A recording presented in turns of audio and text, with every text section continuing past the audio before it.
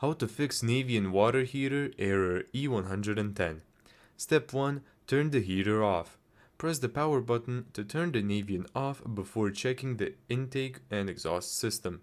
Step 2. Check the outside exhaust vent. Go outside and inspect the exhaust vent termination. Look for leaves, snow or ice, dirt, debris, bird nests, or other objects blocking the opening. Step 3. Check the air intake. Check the air intake opening or filter for dirt or blockage. For applicable NPE models, you should check and clean the intake air filter.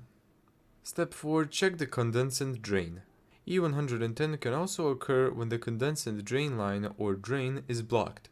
Check for obvious kinks, blockage, or backed up condensate. Step 5. Check the vent pipe. If the outside termination is clear, check the accessible vent piping for obvious problems such as damage, separation, or blockage. Step 6. Restart the heater. After clearing any obvious external obstruction, turn the heater back on and check whether E110 disappears. Don't repeatedly reset the unit if the error immediately returns. Persistent E110 requires further diagnosis of the airflow/pressure system. Thank you so much for watching this video.